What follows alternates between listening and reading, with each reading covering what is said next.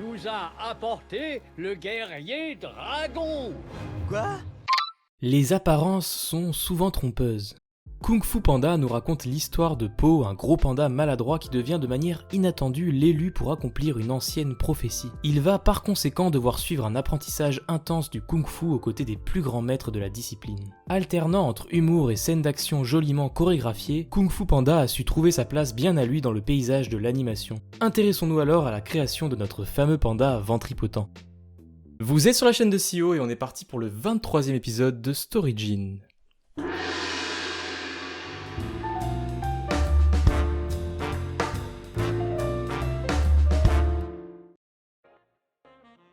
Et si Kung Fu Panda n'était pas la première œuvre de DreamWorks à parler de Kung Fu?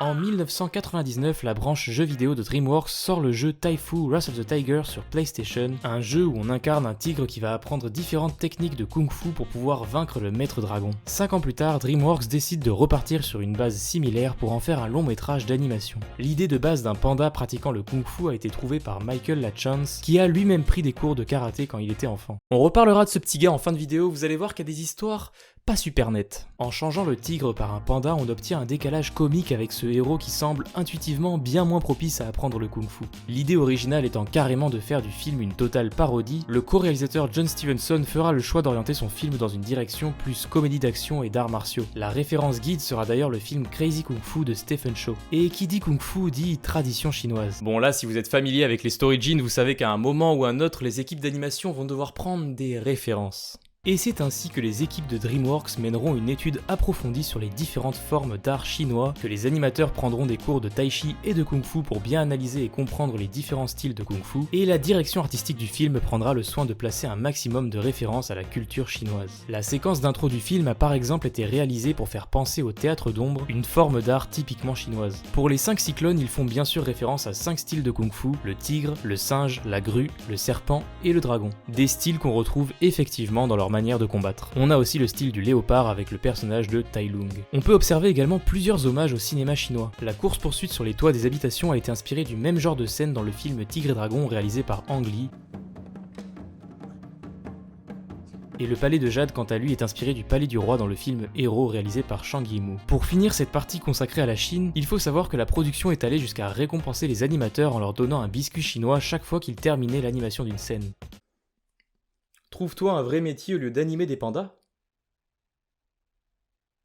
Le personnage de Po a connu une certaine évolution durant sa création. Il devait être initialement plus mince et il devait vivre dans une forêt de bambou aux côtés de sa mère. Leur activité principale était alors la fabrication non pas de nouilles mais de carillons à vent. En rendant par la suite le personnage plus bedonnant, une activité liée à la cuisine faisait un peu plus sens. La personnalité de Po a également changé. Il était prévu qu'il soit plus sarcastique et par conséquent plus antipathique. C'est avec l'interprétation de Jack Black que le caractère de Po sera finalement ajusté pour être le personnage plus maladroit et attendrissant que l'on connaît. L'acteur a en fait joué un rôle assez important dans le processus de création de Kung Fu Panda. Il a été l'initiateur de plusieurs idées et rajouts pour bien définir son personnage. Plusieurs phrases cultes du panda sont directement dues à l'improvisation de l'acteur durant les sessions d'enregistrement. Avec plus récemment le film Super Mario Bros, l'investissement que met Jack Black dans les personnages d'animation qu'il double n'est plus approuvé.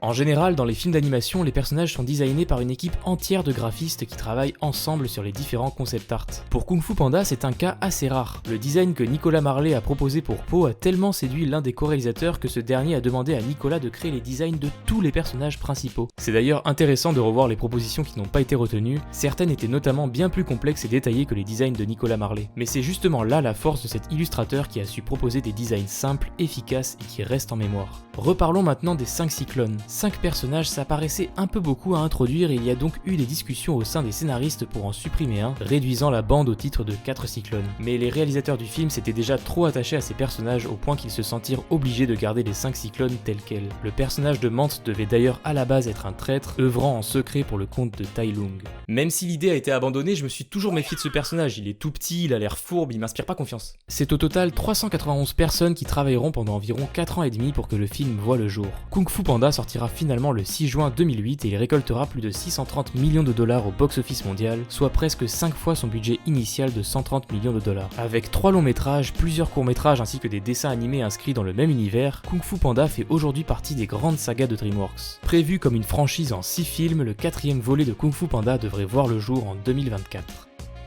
Pour terminer, voici quelques faits insolites et infos complémentaires sur Kung Fu Panda. Revenons sur l'idée originale qui a démarré la production de Kung Fu Panda. Je vous ai dit que c'était lui, Michael Lachance, qui en était à l'origine. Mais en 2011, Terence Dunn, un autre auteur, accuse DreamWorks de lui avoir volé son idée d'un panda pratiquant les arts martiaux, idée qu'il aurait partagée avec le studio au début des années 2000. Terence perdra finalement son procès et en menant mon enquête, je suis tombé sur cette archive du procès en question qui n'a que 151 vues, où on voit Michael Lachance développer un peu plus d'où lui est venue l'idée de Kung Fu Panda. La version qu'il propose est assez décevante. En fait, lorsqu'ils doivent créer une histoire en partant de zéro, les auteurs sont mis face à différentes listes de sujets qui n'ont pas encore été traités dans un film d'animation. Ainsi, sur une liste d'animaux, Michael a choisi le panda, et sur une liste de pays, il a choisi la Chine. Le thème du kung-fu a sûrement suivi de la même façon. Dans cette même vidéo, Michael précise même qu'il n'a pas d'attirance particulière ni pour la Chine, ni pour les pandas. Did you have a special interest in China or the Chinese culture? No. Comme quoi, les origines d'un projet, ça fait pas toujours rêver. En plus de Jack Black qu'on a précédemment mentionné, le casting vocal de Kung Fu Panda est assez insolite. On compte notamment le maître des arts martiaux Jackie Chan qui interprète Singe, mais le plus insolite reste James Hong qui interprète le père de Po. Pourquoi insolite? Parce que le père de James Hong était lui-même un préparateur de nouilles, le même métier que le personnage du père de Po. Le 3e volet de Kung Fu Panda a été produit aux États-Unis et en Chine dans le studio Oriental DreamWorks basé à Shanghai. Pour s'assurer que le film soit un succès autant aux États-Unis qu'en Chine, tous les dialogues de Kung Fu Panda 3 ont été animés une 2e fois pour faire parler les personnages en chinois. Ça représente quand même plusieurs semaines de travail juste pour obtenir une jolie synchronisation labiale. Il reste encore quelques petits changements qui ont eu lieu au cours de la production de Kung Fu Panda que je n'ai pas abordé. Dans la première démonstration de la prise du doigt Wuxi, Shifu devait utiliser un piège à doigts chinois sur Po. En parlant de Shifu, dans une ancienne version du script, Po était censé être le fils adoptif de Shifu. Enfin, le visage de Po en 3D a été remodélisé en cours de production, principalement au niveau des joues pour lui permettre d'engouffrer plus de nourriture dans sa bouche. Et c'est sur ce dernier fait que s'achève ce Storyjin. J'espère qu'il vous a plu, Kung Fu Panda avait déjà été demandé plusieurs fois et j'avais bien envie de me repencher sur un DreamWorks. Tu peux à ton tour suggérer les prochains personnages ou œuvres que tu aimerais voir dans ce format. Si vous aimez l'animation, vous êtes au bon endroit, vous pouvez vous abonner à cette chaîne et me suivre sur mes réseaux. On se retrouve comme d'habitude d'ici 2 semaines pour une nouvelle vidéo. Sur ce, c'était Sio, ciao, à la prochaine.